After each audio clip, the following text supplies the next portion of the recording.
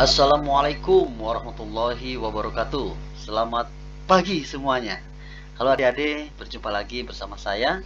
Dalam kesempatan ini kita akan mempelajari mengenai kapasitas kapasitor bola ya. Dan ini adalah bagian terakhir dari materi tentang listrik statis ya. Langsung saja kita mulai. Kita akan mulai dari teori dasar ya. Teori dasar bagaimana itu yang dimaksud dengan kapasitas kapasitor bola. Oke, nih. Di sini disediakan ya suatu kapasitor bola ya. Di sini kapasitor bola ini terdiri dari dua buah bola ya. Yang satu bola pejal yang kecil berukuran dengan jari-jari R1, kemudian bola besar berupa bola berongga dengan kulit tipis ya, dengan jari-jari R2 yang besar di sini. Nah, pada bola ini diberikan muatan melalui kabel berisolasi ini, diberikan muatan plus Q. Nah, kemudian akibat dari muatan plus Q ini, maka di kulit bola yang luar itu menjadi terinduksi muatan min Q. Ya. Nah, kemudian bola yang kulit luar ini ditancapkan ke tanah atau digroundkan sehingga potensialnya menjadi 0. Ya.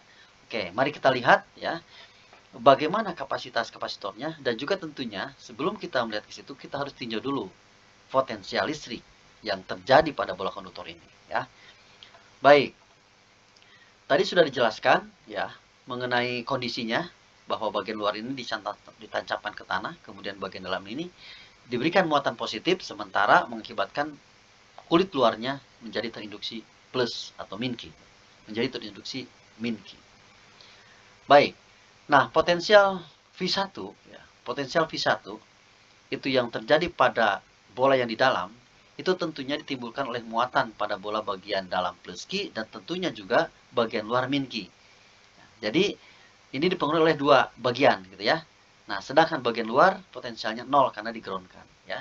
Nah, dengan demikian maka potensial di bola dalam atau V1 itu adalah K ya, K per R1 yang kecil ya, atau K plus Q per R1, di sini muatannya positif, ditambah ya K min Q per R2 yang besar. Nah, begitu ya. Jadi akibat muatan yang positif dan akibat muatan yang negatif di kulit luar. Nah, sementara di bagian luarnya adalah 0 ya potensialnya. Dengan demikian, maka beda potensial yang terjadi pada bola konduktor ini atau pada kapasitor ini adalah V sama dengan atau delta V sama dengan P1 dikurangi P2. Ya, gitu. Berarti karena V2-nya 0, maka sama dengan V1 kan begitu. Jadi V sama dengan V1 kurangi 0 sehingga akhirnya menjadi seperti semula. K per R1 ditambah K min Q per R2 ya. Nah, kita bisa singkat tulisannya menjadi K kali 1 per R1 dikurangi 1 per R2. Nah, demikian adalah potensial atau beda potensial yang terjadi atau dialami oleh bola konduktor ini ya. Nah, sekarang bagaimana kalau begitu kapasitasnya? Kapasitas itu menggunakan rumus yang sudah kalian ketahui, Kirchhoff. Berarti C sama dengan Q per V. Berarti Q dibagi V, ini V-nya ya. Oke, mari kita lihat. C sama dengan Q per V, berarti Q dibagi kaki kali 1 per R1 dikurangi 1 per R2. Nah, di bagian ini kita samakan penyebutnya menjadi R1 kali R2. Berarti bagian bawah itu R1 kali R2, maka di sini menjadi R1 kali R2 dibagi R1, R2 di sini. Dikurangi R1 kali R2 dibagi R2, R1. Jadi atasnya R2 kurangi R1. Ya. Nah, itu semua ada di sini nih, ada di sini. Berarti Q-nya dicoret, Q dicoret. R1 kali R2-nya naik ke atas, Q-nya hilang. R1 R2-nya naik, maka di bawahnya bersisa K kali R2 kurang R1. Nah, ini adalah kapasitas bolanya ya. Kapasitas kapasitor untuk bola konduktor ini. Di mana di dalamnya ada bola kecil, bermuatan positif, dan di luarnya, di kulitnya terjadi muatan negatif. Ya. Nah, apabila di bagian ruangan kosong ini diisi oleh bahan dielektrik, ya seperti halnya keping sejajar, nah ini diisi bahan elektrik, maka kapasitasnya jadi berlipat sebesar konstanta dari sisipan tadi, ya. Maka CA sen ini apabila disisipi sama dengan ER, itu emitivitas relatif, ya, itu sebuah konstanta relatifnya, dikalikan C, dikalikan semula, dikalikan bola kosong, kapasitas bola kosong, ya. Oke. Nah, sekarang bagaimana apabila tidak ada bola yang di dalam ini? Tidak ada bola yang di dalam ini, berarti hanya ada bola kosong atau bola konduktor yang tipis. Maka R1-nya hilang. Dengan demikian, maka potensialnya itu adalah kaki per R saja, seperti yang sudah kita pelajari. Maka V-nya, P yang terjadi di dalam bola ini itu sama dengan V kulit, yaitu kaki per R. Nah, maka dengan demikian kapasitasnya menjadi ya C sama dengan Q per V. Berarti C sama dengan Q dibagi kaki per R, berarti Q-nya dicoret, R-nya naik. Maka kapasitas sebuah bola konduktor, bola berongga dengan kulit tipis adalah C sama dengan R per K. Oke, begitu adik-adik ya. Jadi kita sudah kupas, sudah bongkar bagaimana potensial yang akhirnya kita akan mendapatkan kapasitas kapasitor bola untuk bola konduktor. Ya, kita mulai bicara dari yang lengkap dulu, dari bagian yang ada bolanya di dalam, kemudian bagaimana kalau tidak ada, sudah kita ceritakan, ya, sudah kita jelaskan. Oke, sekarang kita langsung terapkan pada soal ya. Oke, soal pertama. Disediakan 2 buah bola konduktor. Ini bolanya di dalamnya tidak ada, ya, di dalamnya kosong. Gitu. Jadi bola berongga yang kulitnya tipis dengan jari-jari R1 yang besar dan R2 yang kecil, ya. Nah, mula-mula bola ini sudah diisi dulu muatan secara terpisah, masing-masing sudah berisi muatan. Di mana bola ke-1 itu 25 kali 10 pangkat min 11 kolom. Sedangkan bola yang kecil adalah 15 kali 10 pangkat min 11 kolom. Ya, yang besar jari-jarinya 50 cm, yang kecil ini adalah 30 cm, ya. Nah, kemudian bola ini dihubungkan ya dengan seutas kawat kecil yang kapasitasnya diabaikan. Oke, bila nilai K-nya sekian, hitunglah pertama muatan setiap bola setelah dihubungkan, lalu potensial setelah digabungkan, dan kapasitas total kedua bola ini.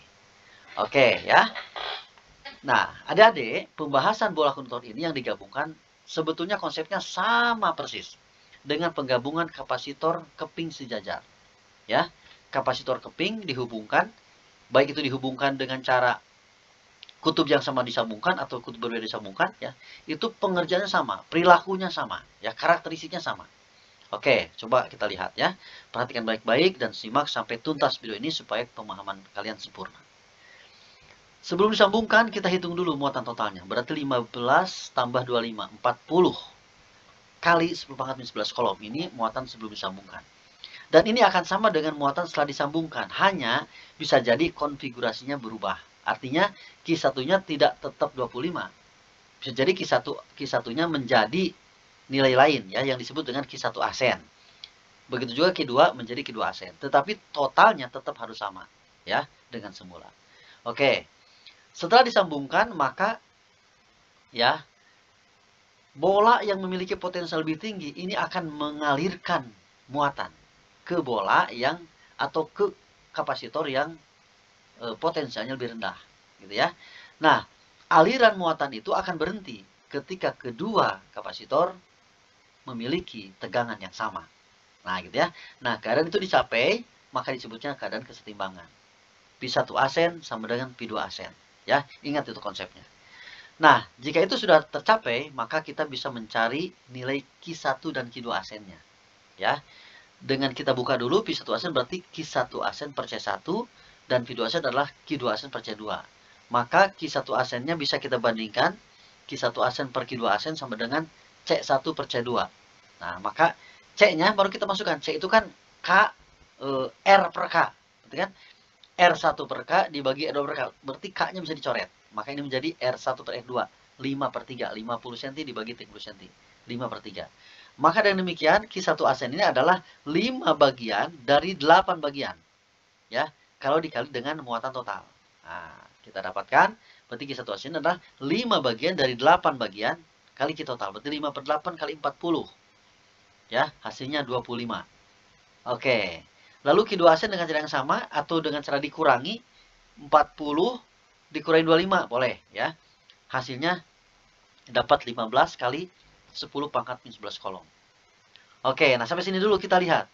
Mula-mula Q1 berapa? Q1 mula-mula 25 kali 10 pangkat min 11. Ternyata ini Q1 ASN 25 juga. Oh, berarti Q1 ini tidak berubah nilainya. Q2 juga sama, tidak berubah nilainya. Apa ini artinya? Ini artinya bisa jadi, atau artinya bisa dipastikan, muatan-muatan ini memiliki potensial yang sama. Gitu semula, sebelum dihubungkan.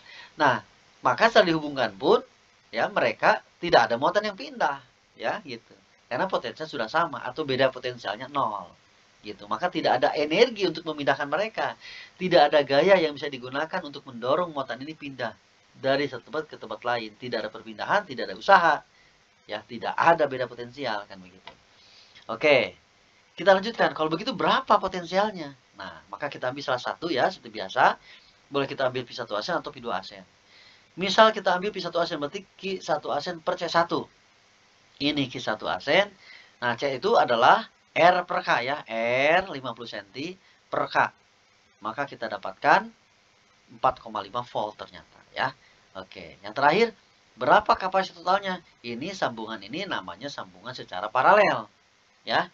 Nah, kalau ini dihubungkan dengan baterai, dikaitkan ke kabel, dihubungkan dengan baterai seperti rangkaian biasa, maka ini jadi seri kan gitu. Nah, karena ini dihubungkan satu sama lain, tidak ada sumber tegangan yang bersambung, itu namanya rangkaian paralel. Nah, maka C totalnya juga akan saja C1 tambah C2. Berarti 0,5 per K ditambah 0,3 per K.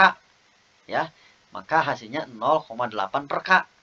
Berarti 0,8 dibagi 9 kali 10 pangkat 9. Hasilnya adalah 8,9 kali 10 pangkat min 11 farad. Oke. Nah, mudah-mudahan dari penjelasan yang pertama soal satu ini, kalian sudah mulai mendapatkan pencerahan yang lebih baik ya, setelah dijelaskan tadi konsep dasarnya atau teori dasarnya. Sekarang kita akan jelaskan soal kedua. Mudah-mudahan kalian tambah paham ya. Oke, perhatikan. Kasusnya sama ya, ada dua buah bola konduktor. Sekarang dibalik, yang satu, yang R1 yang kecil, kemudian R2-nya itu yang besar ya, gitu. Nah, di sini kondisinya mula-mula bola kecilnya itu bermuatan. Bola kecil sudah diberi muatan sebesar 2,0 kali 10 pangkat min 7 kolom. Sedangkan bola yang besarnya kosong, masih kosong. Masih belum ada muatan ya. Oke, kemudian mereka disambungkan ya. Lalu diminta menghitung masing-masing muatan masing-masing bola, kemudian rapat muatan setiap bola dan potensial bola tersebut yang terjadi dalam keadaan setimbang ya. Oke. Kita mulai. Sama persis seperti tadi ya, Adik-adik ya. Bahwa setelah disambungkan, maka bola yang memiliki potensial lebih tinggi, dia akan mengirimkan muatan, akan mengalirkan arus, memberikan muatan ke bola yang potensial rendah. Berarti di sini karena bola kecil yang sudah diberi muatan, berarti di sini timbul potensial. Di sini tidak ada muatan, berarti di sini tidak ada potensial, berarti di sini potensialnya 0. Berarti tentunya dari bola bermuatan, dari bola yang kecil inilah akan dikirim muatan ke bola yang besar. Ya, oke. Kita jumlahkan dulu muatan awalnya. Muatan total awal sebelum disambungkan, berarti 2,0 kali 10 pangkat min 7 kolom ditambah 0. Maka tetap segini, dengan Q2-nya 0. Ya, oke. Maka setelah disambungkan pun harus berjumlah sama. Q1 ASN tambah Q2 ASN itu harus tetap sekian. Ya, dengan konfigurasi tentu yang berbeda ya. Tadi kalau Q1 semula adalah 2, berarti nanti Q1 ASN-nya harus berkurang ya. Q2 mula-mula 0, berarti Q2 ASN-nya harus lebih dari 0. Oke, kita lihat. Dalam keadaan setimbang maka dicapai P1 ASN sama dengan P2 ASN ya. Berarti sama persis seperti tadi, Q1 ASN per C1 sama dengan Q2 ASN per C2. Berarti kita bisa mendapatkan Q1 ASN per Q2 ASN sama dengan C1 per C2, berarti R1 per R2. Berarti 1 banding 2. Karena R1-nya 1 cm, R2-nya 2 cm. Berarti Q1 ASN itu sama dengan 1 bagian dari 3 bagian dikali Q total. Ya. Nah, 1/3 kali Q total. 0,67 kali 10 pangkat min 7 kolom. Dengan demikian Q2 ASN-nya kita dapatkan dengan mudah 2/3 kali Q total. Hasilnya 1,33 kali 10 pangkat min 7 kolom. Ya. Nah, adik-adik, di sini mari kita lihat. Semula Q1 nilainya adalah segini, 2,0 kali 10 pangkat min 7. Sekarang jadi 0,67. Berarti persis seperti yang tadi kita jelaskan. Jadi, muatan dari K kapasitor pertama bergerak, berpindah ke kapasitor kedua. 2,0 menjadi 0,67, mengecil, berkurang. Sedangkan kapasitor yang kedua, mula-mulanya kosong, tidak bermuatan. Q2-nya 0. Setelah disambungkan, sekarang jadi bermuatan, menjadi 1,33.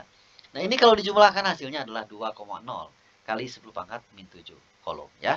Oke, sekarang yang kedua, kita akan lihat rapat muatan. Rapat muatan adalah Q per A, ya, lambangnya tau. Oke, adalah itu Q per A, berarti Q1 asen per A1. Lalu yang kedua, yang kedua ini harusnya, maaf ya, ini maksudnya Q2 asen per A2. Oke, kita ganti tulisannya, maksudnya ini adalah Q2, ini adalah tau 2 atau rapat muatan 2, ini adalah Q2 asen per A2 ya, adik-adik. Oke. Jadi di sini kita dapatkan untuk rapat muatan pertama berarti Q1 asen dibagi A. A itu apa ini? A adalah luas bola. Ya, luas bola konduktor. Luas bola adalah 4 pi R kuadrat. R-nya kan ini adalah 1 cm. Ya, berarti 10 pangkat min 2 kuadrat. Ya, jadi Q dibagi A, hasilnya 5,3 kali 10 pangkat min 3 kolom per meter persegi. Atau meter kuadrat. Ya. Nah, untuk rapat muatan kedua, berarti Q2 asen per A2. Nah, ini 1,33 kali 10 pangkat min 7 per 4 pi R kuadrat. R-nya adalah 2 cm. Hasilnya segini ya, gitu. Baik, yang ketiga, potensial bola. Nah, ini ambil dari sini salah satu. Mau Q1 asen per C1 atau Q2 asen per C2 ya. Oke, kita ambil yang Pi1 saja. Pi1 asen sama Pi2 asen ya. Q1 asen per C1 kita ambil yang ini saja. Berarti Q1 asen per C1 itu adalah R1 per K ya. Nah, berarti 0,67 kali 10 pangkat min 7 dibagi, ini adalah 1 cm per K. Nah, nanti K-nya bisa naik, dikalikan hasilnya 6 kali 10 pangkat 4 volt. Oke, adik-adik ya. Ini akhir dari soal kedua. Polanya sama, ya, polanya sama. Perilakunya sama. Nah, mudah-mudahan kalian tambah pintar ya dengan soal kedua ini. Sekarang kita akan buat kalian makin pintar dengan contoh soal yang ketiga. Oke. Diberikan kondisi yang berbeda ya. Pada gambar, nah ini gambarnya, tampak dua bola konduktor sepusat dengan celah antar kedua bola diisi dengan bahan dielektrik dengan permitivitas relatifnya adalah ER sama 3. Jadi kalau tadi kosong sekarang mah diisi oleh bahan dielektrik ya. Kalau diisi berarti ini akan meningkatkan besarnya kapasitor ya, dengan C asen sama dengan ER kali C ketika kosong ya. Oke, yang ditanyakan adalah berapa besar kapasitas kapasitornya, lalu berapa energi yang tersimpan dalam kedua bola tersebut. Lalu jika celah ini sisipannya dikosongkan, diambil atau dikosongkan, maka berapa energi yang tersimpan sekarang ya. Oke, mari kita lihat pelan-pelan saja. Yang pertama kita akan cari nilai kapasitasnya. Jika 0 ya, ini sudah dijelaskan di bagian pertama ketika menjelaskan teori dasar. Jika kosong, tidak ada sisipan ya, maka kapasitasnya adalah R1 dikali R2 dibagi K kali R2 kurangi R1 ya, seperti ini. Polanya kalau dia masih kosong. Berarti kalau dia sudah terisi sekarang ya, kalau sudah terisi ini tinggal diisikan masuknya.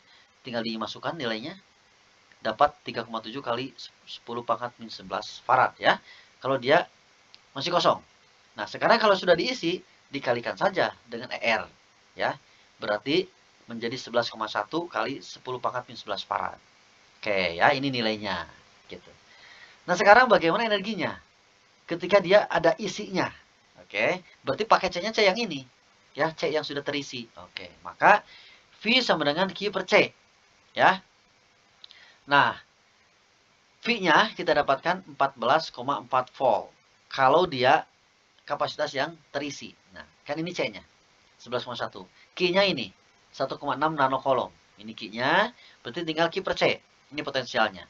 Kita kan akan cari energi dengan menggunakan W sama dengan setengah CV kuadrat. Berarti ini V-nya. Lalu ini C-nya, kan gitu. Oke, maka W sama dengan setengah CV kuadrat. Setengah kali C. C-nya yang ini.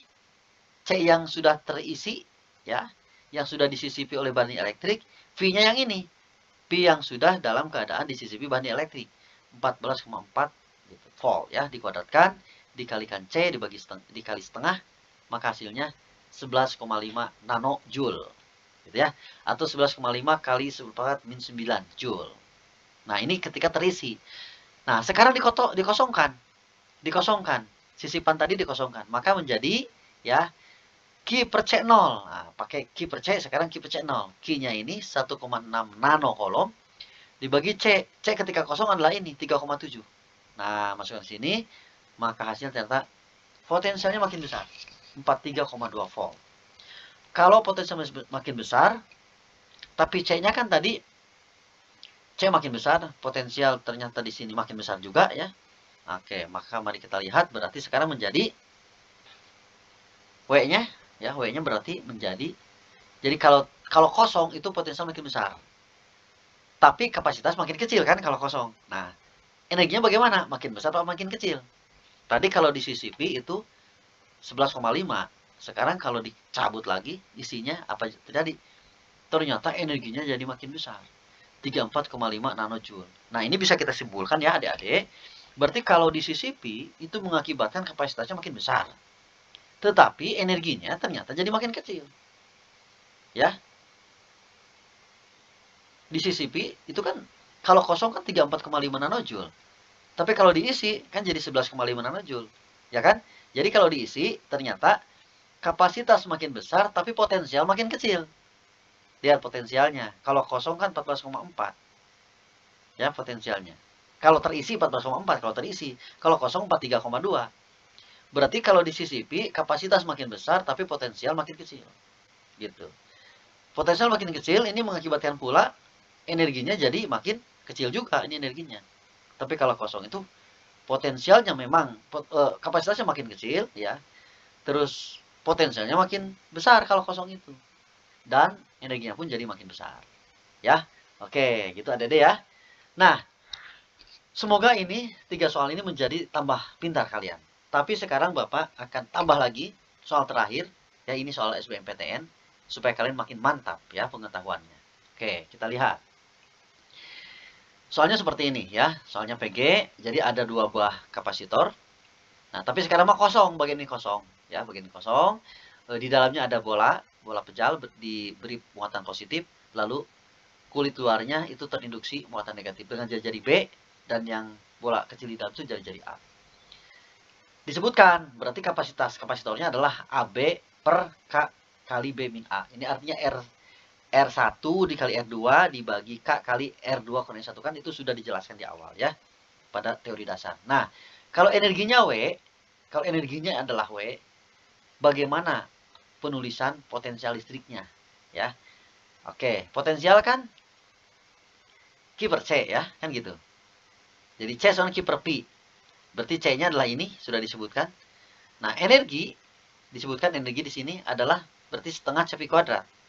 Nah, kita mau cari V tapi ingin ada komponen energi. Berarti P sama dengan, kan itu. P sama dengan 2W per C, kan itu. Akar, kan gitu. Jadi 2-nya naik, 2W, C-nya turun. Berarti 2W per C. Akar, kan itu. Nah, berarti P sama dengan akar 2W per C. Akar 2W per C, C-nya yang ini.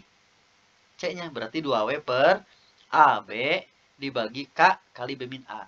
Nah, K kali B min A-nya bisa naik ke sini. Nah, naik kan. K kali B min A naik. AB-nya tetap di bawah. Nah, ini jawabannya. Ya. Nah, berarti A. Ya, singkat. Ini soal ini akan jadi sulit ya. Kalau kalian tidak paham yang teori dasar. Tapi kalau sudah paham, ini sakit supaya langsung bisa ketemu ya. Oke adik-adik. Demikian penjelasan dari Bapak mengenai kapasitor bola ya. Dilengkapi dengan 4 soal, mudah-mudahan menjadi cerah, menjadi jelas kalian dan siap untuk ulangan listrik statis. Demikian, dan jangan lupa kalau kalian merasakan manfaatnya, jangan lupa klik subscribe, like, share, dan komen. Terima kasih. Assalamualaikum warahmatullahi wabarakatuh.